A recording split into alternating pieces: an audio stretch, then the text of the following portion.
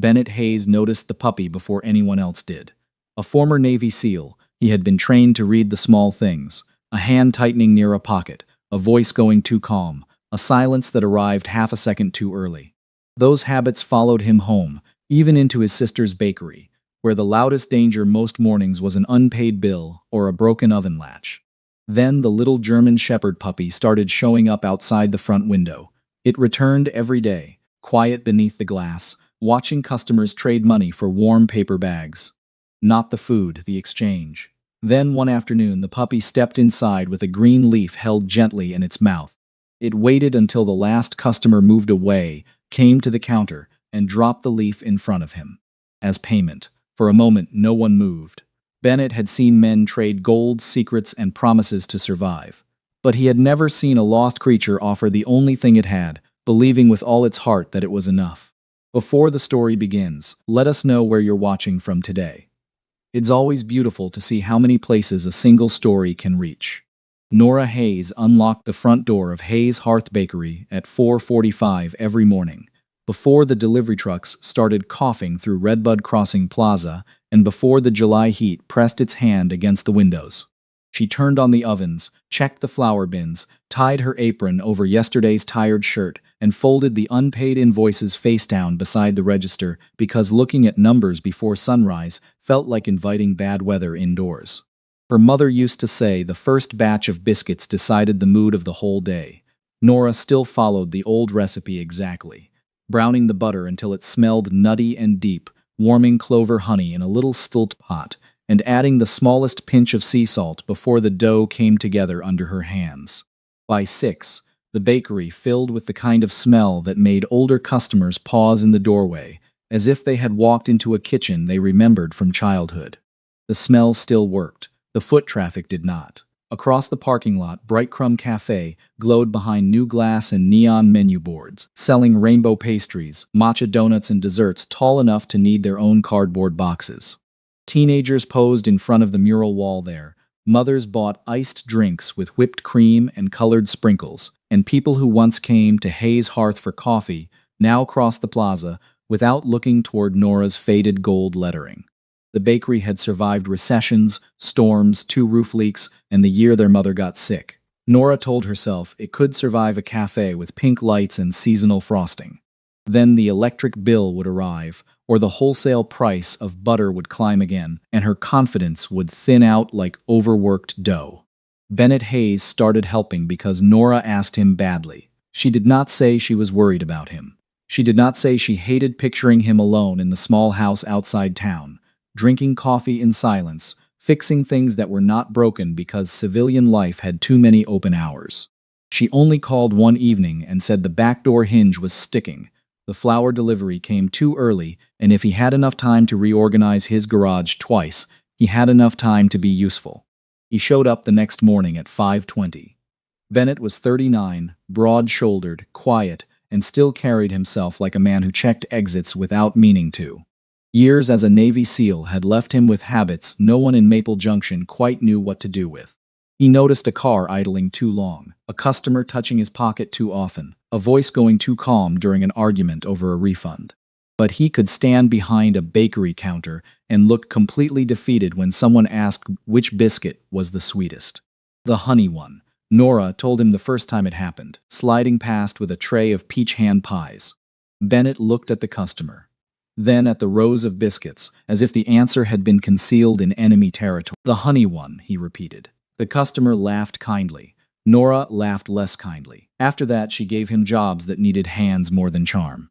He carried 50-pound flour sacks from the storage room, accepted butter and milk deliveries before dawn, fixed the back door, changed the bulb above the sign, tightened the loose handle on the pastry case, and cleaned the front glass so carefully that Nora accused him of trying to interrogate the fingerprints. He did not smile much, but he kept coming. Some mornings he stood at the register while Nora worked the ovens, stiff as a church pew, thanking people in a voice that made every purchase sound official. Other mornings he mopped the floor, stacked paper bags, or stood on a ladder under the old sign while delivery drivers watched him replace bulbs with the seriousness of a man disarming something. The regulars got used to him in the way small towns get used to weather. slowly, with comments. Mrs. Bell, who bought 2 biscuits every Tuesday and never admitted one was for her dog, told Nora he was handsome but looked like he had never trusted a cupcake. Nora told Bennett this while he was repairing the latch on the side door. He did not look up. Cupcakes are unstable. They are not unstable. They lean. That is frosting, Bennett. It's poor structure. For the first time that week, Nora laughed without sounding tired. The puppy appeared 3 days later. At first, it was only a shape under the front awning, half in shade, half in the hard white reflection from the parking lot. A little German shepherd, no more than a couple of months old, with black and tan fur, oversized paws, and ears still deciding whether they wanted to stand up or fold forward. It sat near Nora's sunburned pot of yellow mums and watched the door. Nora spotted it while sliding a tray into the case. "Poor thing," she said, "probably hungry." Bennett looked through the glass and said nothing. The puppy did not press its nose to the window. It did not bark, scratch, or trot after customers carrying warm paper bags. When a child squealed and reached down too quickly, the puppy stepped back, not far, just enough to keep the choice in its own paws. When an older man walked past without noticing it, the puppy remained still, head turning only when the bakery door opened and the bell rang. It came back the next day, and the day after that. By the end of the week, the puppy had become part of the morning view, like the cracked curb near the handicapped sign or the delivery truck that always parked crooked. It sat beneath the window during the first rush, watched customers go in empty-handed and come out with bags, then disappeared before the worst heat settled over the plaza. It never stayed long enough for anyone to make a fuss, and it never came close enough for Nora to scoop it up the way she clearly wanted to. "Maybe someone owns him," Nora said one morning, though her voice did not believe it. "Maybe," Bennett answered. He was watching the puppy watch the customers. Nora saw hunger because she was kind. Bennett saw something else because he could not stop reading patterns. The puppy's eyes followed hands more than faces, the movement of folded bills, the tap of a card, the trade across the counter that turned money into a warm paper bag. It did not understand the system, but it seemed to understand there was one. That bothered Bennett more than it should have. He set a heavy ceramic bowl of water outside on the hottest days, close enough to be found but not so close that the puppy would feel trapped. He told the delivery driver not to shoo it away. He asked Nora whether the biscuits had raisins in them before she could break off a piece, then gave her a look when she rolled her eyes. "I know," she said. "No raisins, no chocolate, no weird sweetener. You've said it twice. Puppies don't get second chances with some foods." Nora stopped rolling her eyes after that.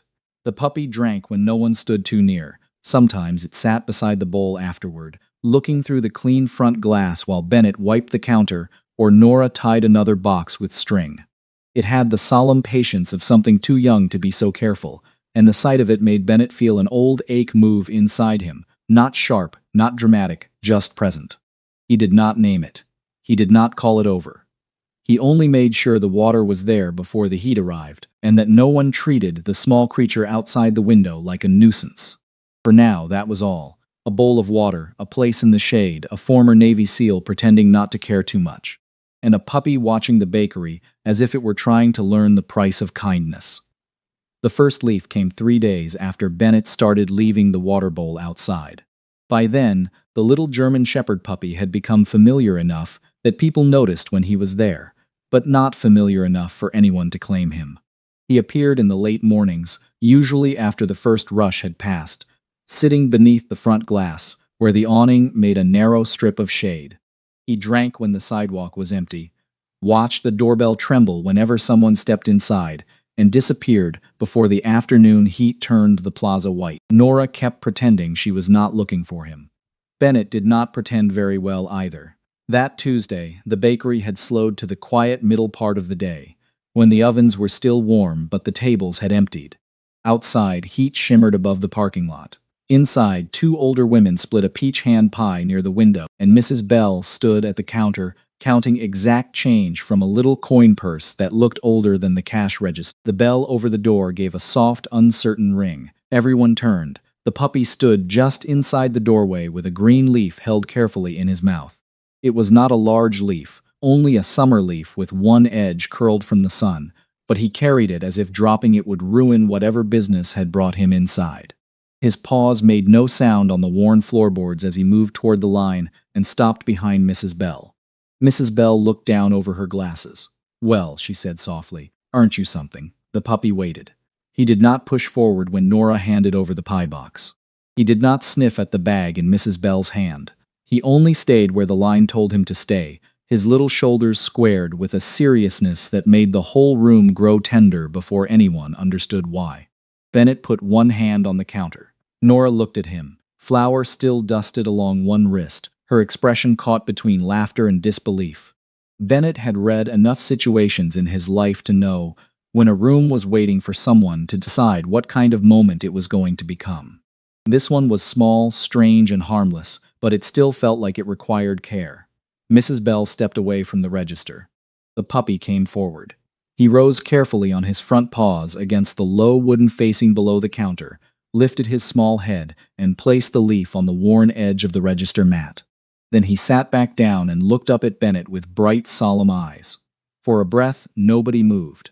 Then a little laugh slipped out from one of the women by the window, followed by another. Then Mrs. Bell's hand pressed against her chest like she had just seen something she might tell people about for the rest of the week. It was not the kind of laughter that made a creature smaller. It was the kind that softened everyone who heard it. Bennett looked at the leaf. Then he looked at the puppy. "He's trying to buy something," Nora whispered. Bennett did not smile right away, but something in his face eased. He picked up the leaf between two fingers with the same care he would have used for a folded bill, opened the small drawer beside the register, and laid it inside. "All right," he said. "Then we do this properly." Nora reached toward the biscuit case. Bennett shook his head before she touched the tray.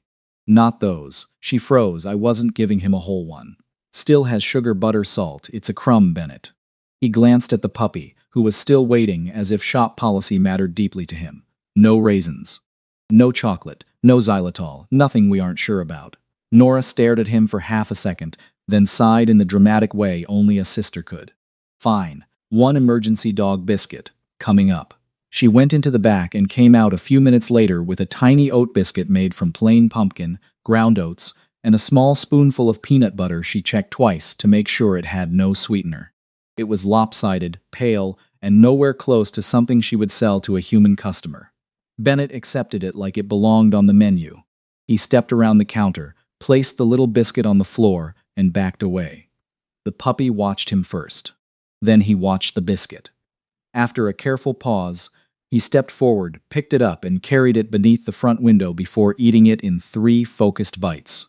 Mrs. Bell shook her head. "That pup has better manners than most men I've known." Nora laughed hard enough to lean against the counter. The next day he came back. This time the leaf was smaller, torn near the stem, and dry enough to crackle when Bennett accepted it. Nora already had the safe dough prepared in the back, though she denied it when Bennett glanced at her. The puppy waded through 2 customers, paid with his leaf, received his biscuit, and left without causing a bit of trouble. By Friday, the routine had weight. A delivery driver leaned in to ask whether the leaf customer had been by yet. Mrs. Bell arrived earlier than usual and pretended it had nothing to do with the puppy. One of the older men from the hardware store, Walter Finch, stood by the door with a cup of coffee and said the little fellow understood inflation better than Washington did. Nora started calling him Leaf Boy. The name made people smile, but it never quite fit. It sounded like a joke, and the puppy did not feel like a joke to Bennett. Funny, yes. Sweet, certainly. But there was something earnest about the way he brought each leaf, something that made Bennett think of a child handing over a button, a pebble, a thing with no market value except the belief behind it. The puppy was not performing. He was offering. One late afternoon, sunlight slanted through the bakery glass and turned the room the color of warm honey. The puppy sat beneath the counter after finishing his biscuit, front paws stretched out, eyes half closed, while the newest leaf rested in the drawer beside the others. His black and tan fur caught the light along his shoulders, and the brown in it deepened to the color of old pennies. Nora leaned on the counter and looked down at him. He pays with leaves, but he looks like a lucky copper coin. Bennett did not answer at first. He was looking at the puppy's soft ears, the careful paws, the small body resting near his boots without quite touching them. A name felt like a claim if it was given too fast. It felt like a promise if it was given right. Copper, Bennett said quietly. Nora turned her head. That his name now? Bennett looked down as the puppy lifted his head at the sound. One ear tipped forward, then the other, as if the word had entered the room differently from all the others. If he wants it, Bennett said. For a moment, the puppy only watched him. Then he shifted closer, rested his chin across the toe of Bennett's old boot, and let out a small breath that sounded almost like agreement. Nora did not tease him. She only opened the drawer, looked at the little row of leaves Bennett had saved, and closed it again more gently than before. After Bennett gave the puppy a name, the bakery seemed to start listening for him. Copper did not arrive at the exact same minute every day, but he came close enough that people began measuring the late morning by the soft ring of the door and the small shape waiting beneath the window. Some days he carried a bright green leaf with the stem still fresh. Other days the leaf was torn, curled, or damp from a passing shower, laid on the counter with the same quiet seriousness as all the others. Bennett saved everyone. He did not make a speech about it. He simply opened the old tin box that had once held his mother's sewing buttons and placed each leaf inside after the transaction was complete. The first few leaves lay flat. Then they began to curl at the edges, turning from green to brown, becoming brittle little records of a trust no receipt could explain. Nora noticed, of course. She noticed everything in that bakery, from the way the butter supplier shorted her by half a pound to the way Bennett started arriving before she called him. He claimed the mixer belt sounded wrong, or the storage shelves needed leveling, or the back door might swell after the rain. Nora let him keep the excuses because the work got done, but she knew the truth walked in on 4 oversized paws. By the second week, she had written a small sign on a chalkboard beside the register. Copper's Leaf Biscuit, not for humans. Bennett stood in front of it for almost 10 seconds. Nora wiped her hands on her apron. Say whatever you're about to say. The dash is too dramatic. It is a chalkboard, Bennett. It suggests a pause with emotional significance. She stared at him. You like the sign. He looked toward the front window where Copper was lying in the shade with his chin on his paws. The sign is acceptable. Nora laughed hard enough to turn away from the counter. The regulars loved it. Mrs. Bell began asking whether Copper had paid yet before she asked about the peach hand pies. Walter Finch from the hardware store started keeping a careful opinion on leaf quality, saying a curled oak leaf showed more financial discipline than a maple. Even the delivery driver, who had once grumbled about small dogs underfoot, began parking a little farther from the awning so Copper would not have to move. Customers came for him, at least some of them did. They still bought biscuits, coffee, and little boxes of hand pies, but Nora could feel the difference. The bell rang more often. The pastry case emptied earlier. A woman from the next town over said her sister had told her about the puppy who paid with leaves, and she bought 2 dozen honey biscuits for a church meeting, even though she had only meant to look. It was not a miracle. It was enough to breathe. That was what Nora told herself the first afternoon she reached into the case and found the biscuit tray nearly empty before 2 o'clock.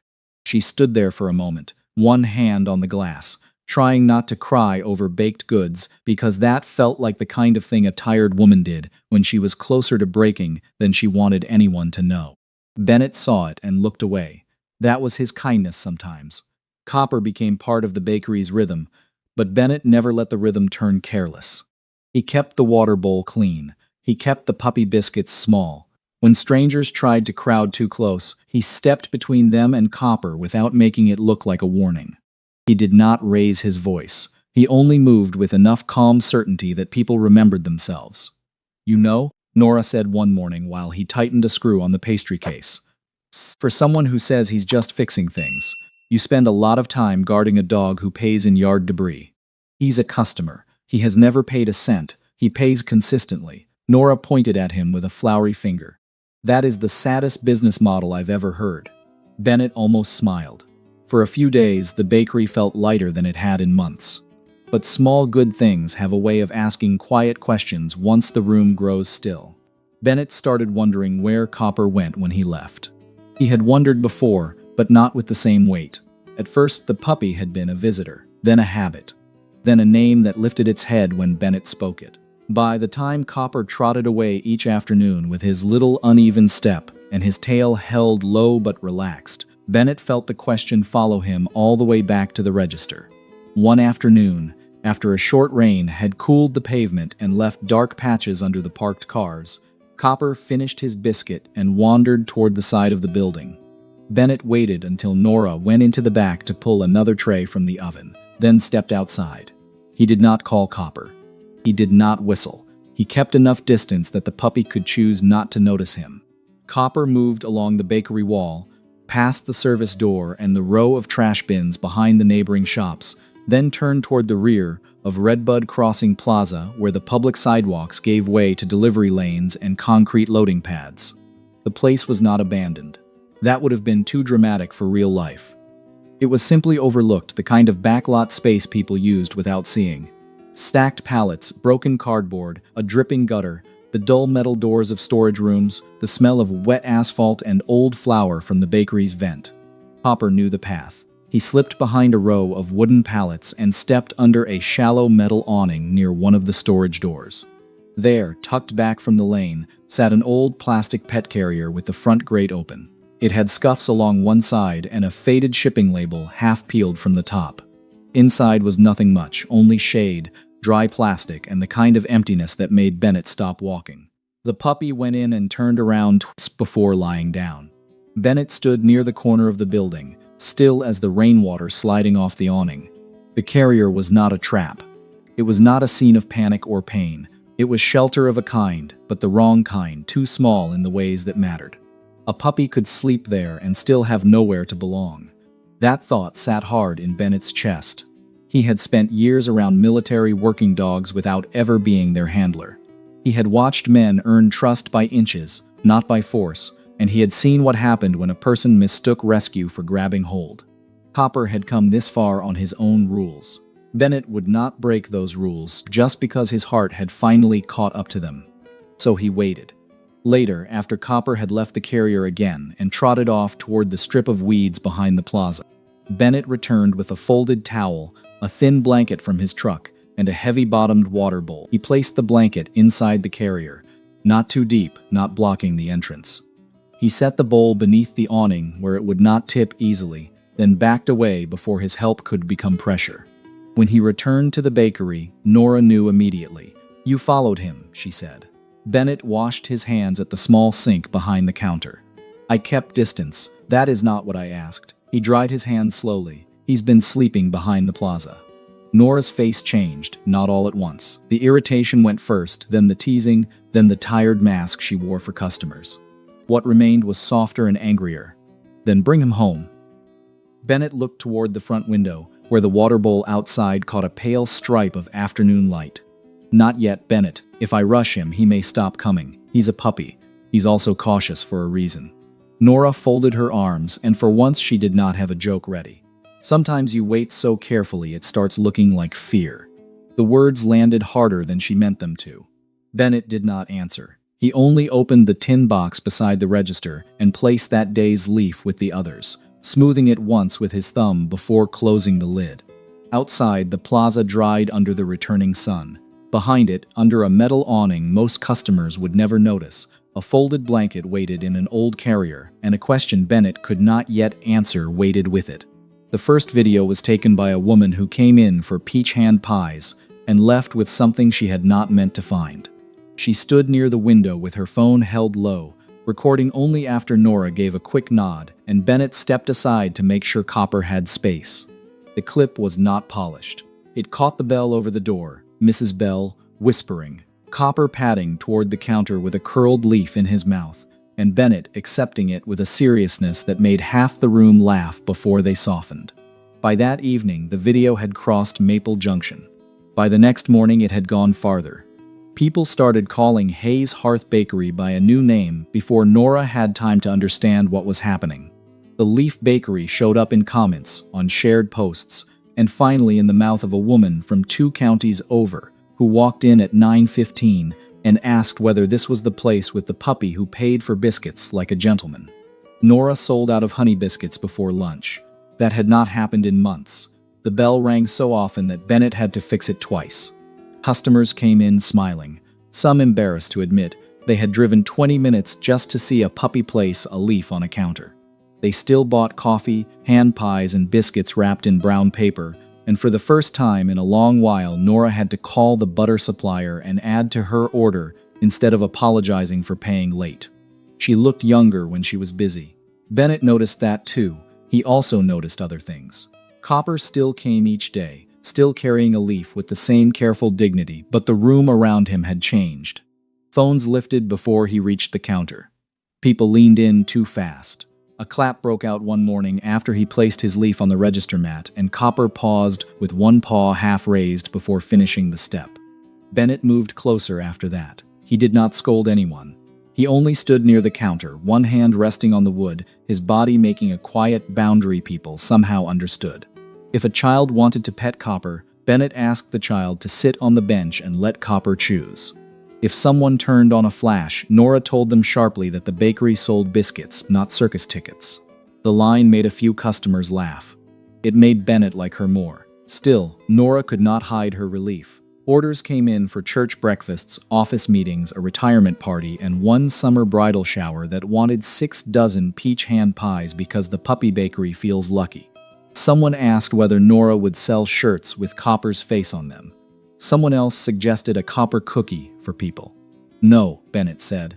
Nora looked up from the mixer. You don't even know what I was going to say. You were considering it.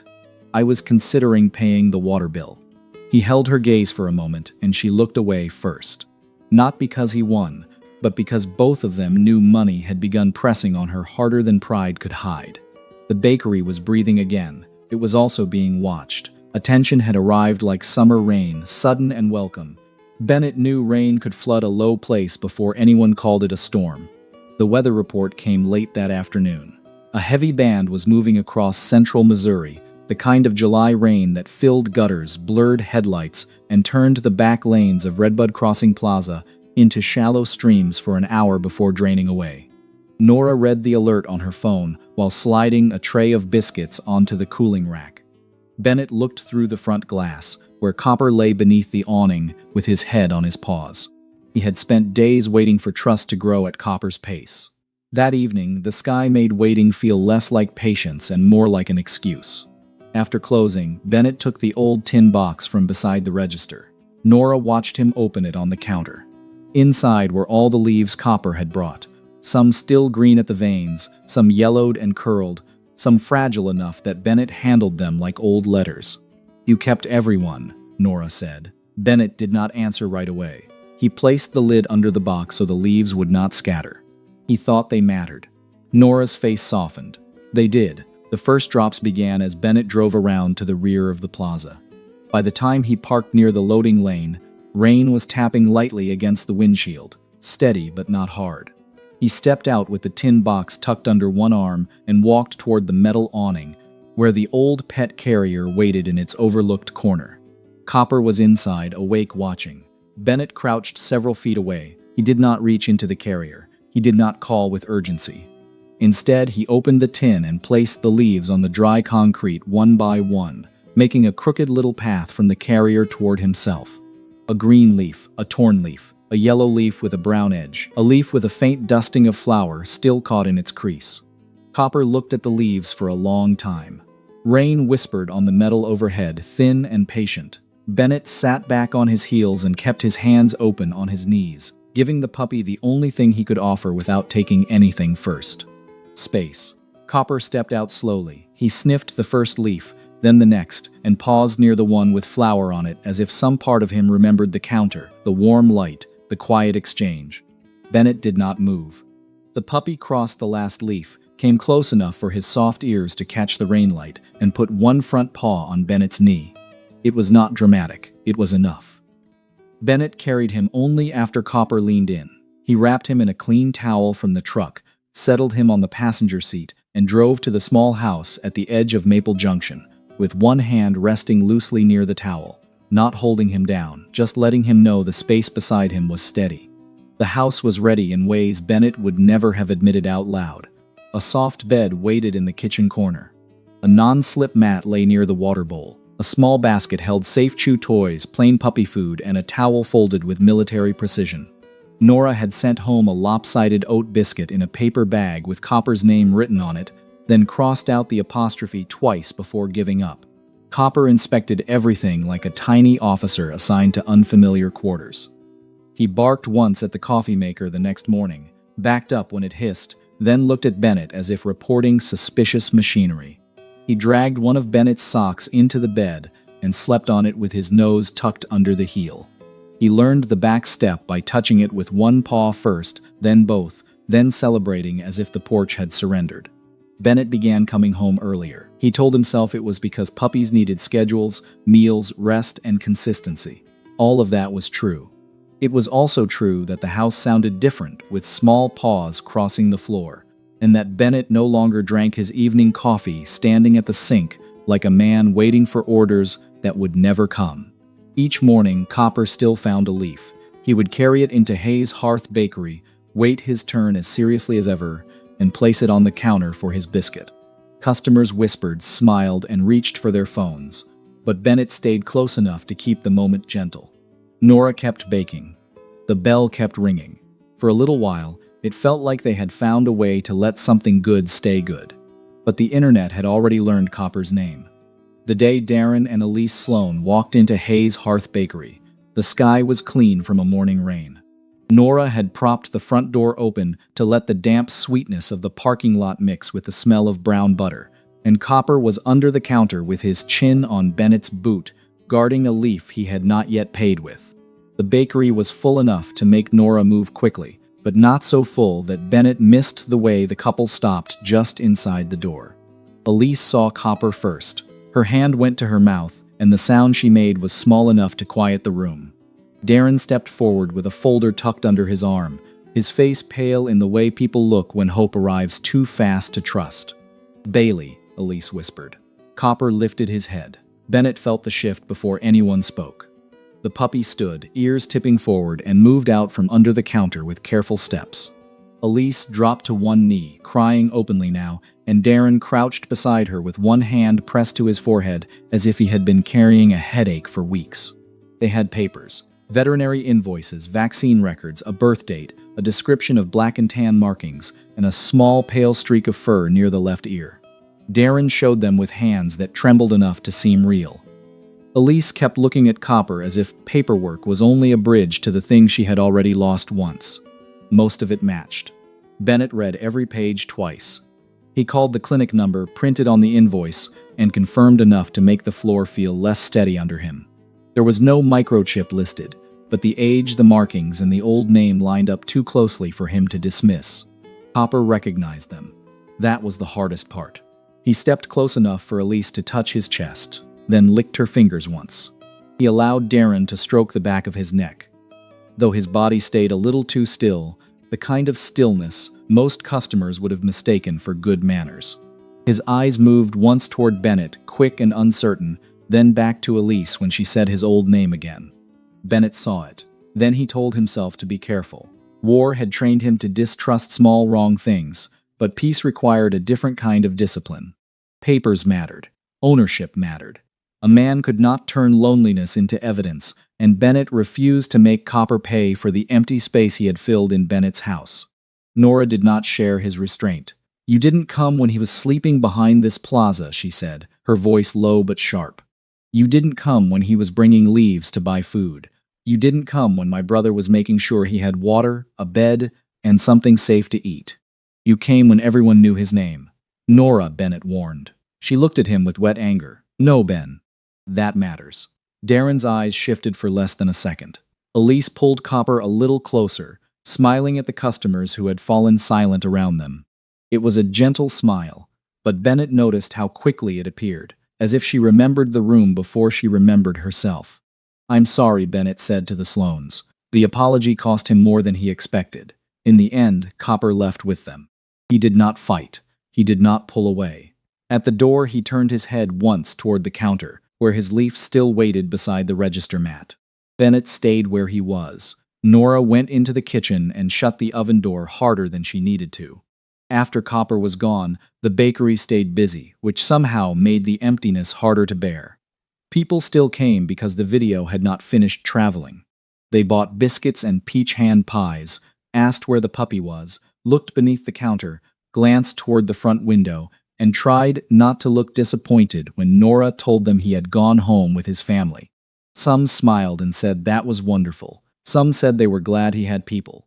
Nora learned to nod without agreeing.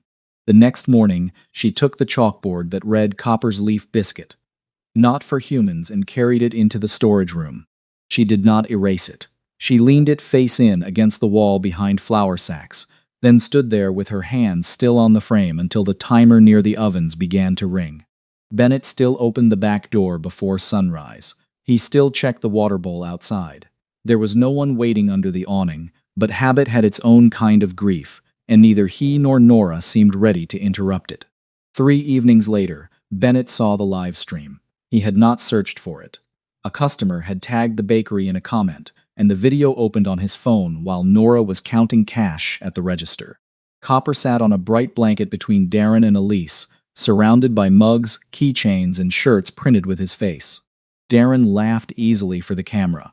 Elise called him their miracle puppy in a voice soft enough to make strangers trust her. Then they placed a leaf in front of him. Copper moved slowly. He picked it up, crossed the blanket, and dropped it near a little plate while hearts and comments climbed along the side of the screen. Darren clapped once. Copper paused. His eyes drifted past the camera toward something outside the frame. Bennett watched the clip twice. He thought about the vaccine dates with their unexplained gap. He thought about the missing microchip. He thought about Darren's glance when Nora had spoken too plainly in the bakery. None of it was proof, but the pieces did not sit cleanly in his mind. The next afternoon, Bennett drove to the Sloanes' house. Darren met him on the porch with a pleasant face and a hand on the doorframe. Elise stayed behind him, holding Copper against her hip in a way that looked tender from the street. Bennett kept his voice even. He said puppies needed rest, routine, complete vaccinations, limited handling, and time away from cameras. He said a viral story could be beautiful without making the animal repeat it for strangers every day. Darren listened until Bennett mentioned money. Then the porch changed. "He's our dog," Darren said. "Not yours. I'm talking about what's good for him." "No," Darren replied, still smiling. "You're talking about what makes you feel better." Elise lowered her eyes and stroked Copper's shoulder. Her softness stayed in place, but it had begun to look like a curtain over a locked room. Bennett contacted animal control and a local rescue advocate that night. They listened, they cared, they asked for documentation he did not have. A live stream was concerning, not conclusive. A delayed vaccine schedule was troubling, not enough. A former Navy SEAL's instinct, however sharp, could not stand in for evidence. By the time Bennett returned to the bakery, the front lights were off except for the one above the register. Nora stood in the storage room doorway, staring at the hidden chalkboard, flour on both hands and nothing in the oven. "They said no?" she asked. "They said not yet." The silence after that felt heavier than an answer. Bennett looked at the counter where Copper's last unpaid leaf had dried at the edge, and for the first time in weeks, doing the right thing seemed less difficult than proving what the right thing was. That night, Bennett did not sleep so much as sit through the dark. The house felt too large without Copper moving through it, too still without the small scrape of paws on the kitchen floor or the soft huff he made whenever the coffee maker clicked awake. Bennett sat at the table with the old tin box open in front of him, the leaves inside curled and dry now, each one fragile as a promise someone had believed in before the world explained value differently. He had trusted instinct in places where hesitation could cost a life.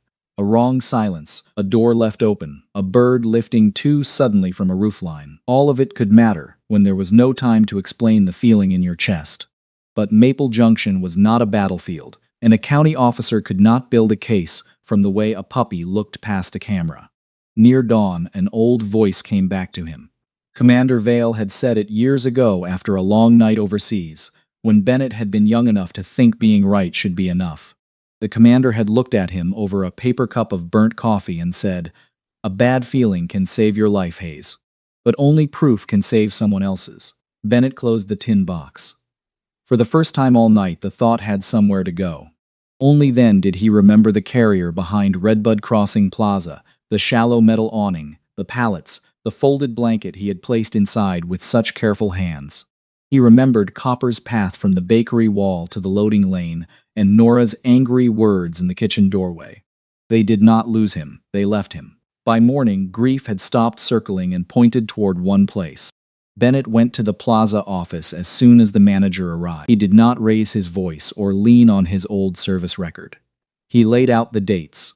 The first morning copper appeared, the location of the pet carrier, the veterinary records, the live streams, and the possibility that the backlot cameras had seen something the paperwork had hidden. The manager, a tired man named Russell Keene, rubbed his jaw and looked through the glass toward the loading lane. "That footage is mostly trucks and raccoons," he said. "Then that's all we'll find." Russell studied him for a moment. "You always this calm?" "No." The answer was honest enough to earn him a chair. They watched footage for hours. Delivery vans rolled in and out. A storm blurred the lens. Employees carried boxes through the frame. The security light flickered as afternoon turned amber, then gray, then wet. Bennett kept his hands folded and his eyes steady, even when Russell shifted in his seat and muttered that they might be chasing a ghost. Then the Sloanes' car appeared. It came slowly down the back lane and stopped near the storage doors. Darren stepped out first, looking around once before opening the rear door. Elise stood on the passenger side with one hand over her mouth, and for a few seconds neither of them moved. Then Darren set the pet carrier beneath the awning. Elise wiped her face. They waited just long enough to make leaving look like thoughtfulness instead of fear. The car pulled away. The plate was clear. Russell exhaled through his nose. "I'll make a copy." The county hearing happened sooner than Bennett expected and quieter than Nora wanted. There were no dramatic speeches, no packed courtroom, only a small hearing room with tired chairs, a county official, an animal control representative, the Sloanes, Bennett, Nora, Russell, and a veterinarian who had reviewed the records. Evidence changed the room. The video from Redbud Crossing showed what Darren and Elise had not said. The vaccine record showed a gap no one had explained well. The lack of a microchip did not condemn them by itself, but beside the footage, the live stream schedule, and the merchandise receipts, it began to tell a different story. Darren sat very straight while the evidence was presented, his hands clasped so tightly his knuckles paled. Elise cried first. Not loudly, not for the room. Her face simply folded when the video reached the part where the car pulled away, and the version of the story she had been holding together could not hold anymore. Darren spoke after that, though his voice had lost its polish. He said they had adopted the puppy when their lives already felt close to breaking. Rent had gone up. His hours had been cut. Copper, then Bailey, needed more time, more money, more patience than they had expected. They told themselves leaving him near the plaza was better than leaving him somewhere empty. Because people came through that back lane every day. The excuse sounded small once spoken aloud. Elise looked at the floor. "I thought someone kinder would find him." Nora flinched at that, but Bennett put a hand lightly against the edge of her chair. The official transferred custody to Bennett, ordered the Sloanes to surrender the money earned from Copper's image to a local animal care fund, and required them to complete a responsible pet ownership program before adopting again. It was not vengeance, it was consequence. When it was over, Elise asked if she could say goodbye. Bennett looked down at Copper, who sat close to his boot with a leaf tucked gently between his front paws. Then he nodded. Elise knelt without reaching for him. Her hand trembled as she set it palm up on the floor, waiting the way she should have waited from the beginning.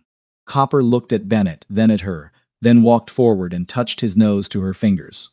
For one breath, the room seemed to belong to the past. It was not a choice to return. It was smaller than that, and kinder. A thank you for what had once been gentle, a forgiveness no one had earned completely, and a goodbye offered in the only language Copper had. Elise covered her mouth and bowed her head. Copper turned back. He trotted toward Bennett, stumbled once on the polished floor, and dropped the leaf at the toe of his old boot. No declaration could have said more. Weeks later, Hayes Hearth Bakery still opened before sunrise. Copper still arrived at the counter with a leaf whenever Bennett brought him in, still waited his turn, and still received his small puppy-safe oat biscuit as if the rules of commerce had never changed. The difference was that Bennett had rules too. No flash, no picking Copper up unless he chose to come close. No videos on days when he tucked himself under the counter and wanted the world to stay quiet. Nora put the chalkboard back beside the register, but added a smaller line beneath it. A portion supports local microchips, vaccines, and pet care help for families in a hard season. Some customers came for the story. Others came because the biscuits were good. Most stayed a little longer because the place felt human again.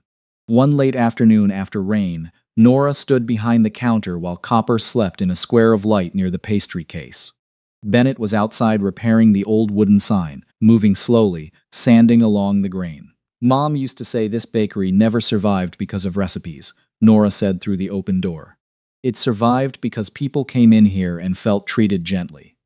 Bennett looked through the glass at Copper, then at the newest leaf resting beside the register.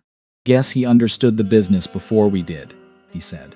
What stays with me is not the court hearing, or the video, or even the moment the bakery started filling with customers again. It is Bennett keeping those leaves in an old tin box. That small habit says more than a speech could. A man who had lived through noise, distance, and hard duty found himself making room for something fragile. A puppy came with no money, no words, and no way to explain where he had been. He only brought a leaf, and somehow that was enough to begin trust. Bennett and Copper are imagined, but the ache beneath their story is real. Many of us know what it feels like to keep going quietly, to care for something when no one is watching, or to need a reason to come home before dark. Sometimes God sends comfort in ways we almost miss. A sound at the door, a small routine, a creature that needs us before we realize we needed them too. Maybe you have loved an animal like that, or maybe someone once showed you kindness when all you had to offer felt small. Share your memory, prayer, or thought in the comments. And if stories like this matter to you, please like and subscribe. May God bless you and keep your home gentle. Somewhere, a leaf still waits beside the register.